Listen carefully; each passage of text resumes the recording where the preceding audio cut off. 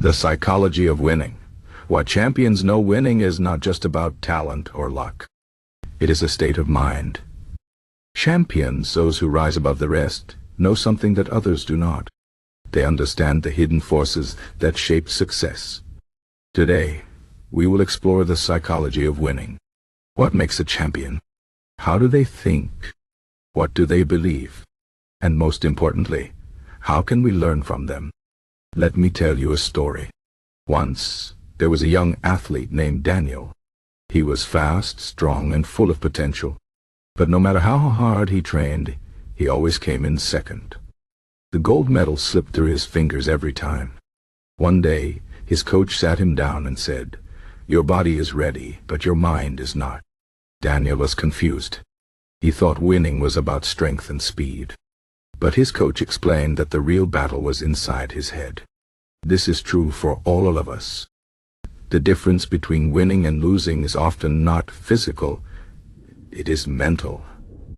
Champions train their minds just as much as their bodies. They understand three key things: belief, focus, and resilience. Let's look at each of these. First, belief. Champions believe in themselves even when no one else does. They do not wait for proof of their success. They create it. Think of Thomas Edison. He failed thousands of times before inventing the light bulb. But he never saw those attempts as failures. He said, "I have not failed. I've just found 10,000 ways that won't work." That is the mindset of a champion. They do not doubt. They know that success is coming, even if it takes time. Daniel learned this lesson the hard way. He realized that every time he stepped onto the track, a small voice in his head whispered, "What if you lose?" That doubt was holding him back. His coach taught him to replace that thought with, "I am ready. I will win."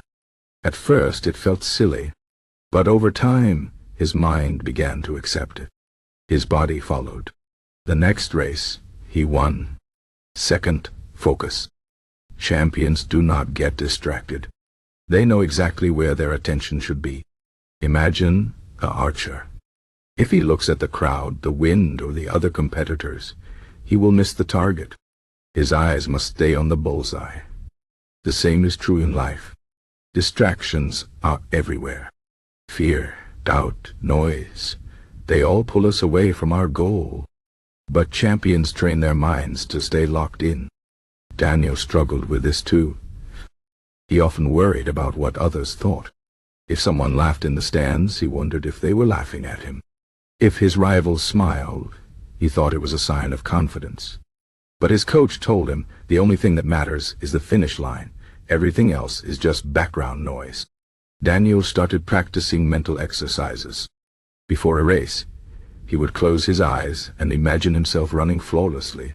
He pictured the track, the sound of his breath, the feeling of crossing the line first. When the race began, his mind was clear. He saw nothing but the path ahead. Third, resilience. Champions know that failure is not the end. It is part of the journey. Every great winner has lost many times. What makes them different is that they get back up. Michael Jordan, one of the greatest basketball players of all time, was cut from his high school team, but he did not quit. He used that rejection as fuel. He said, "I've missed more than 9,000 shots in my career. I've lost almost 300 games. 26 times. I've been trusted to take the game-winning shot and missed. I've failed over and over again. That is why I succeed." Daniel faced this test in his final championship race. He was leading, but halfway through, he stumbled. His legs burned. His rival passed him. For a moment he wanted to stop. But then he remembered all the hours of training. He remembered his coach's words.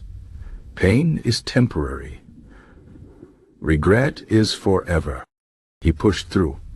Step by step, he closed the gap. In the last second, he lunged forward and won. What can we learn from this?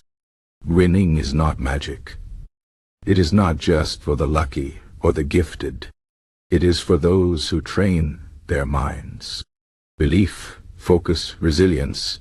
These are the tools of champions. But there is one more secret. Champions do not just want to win.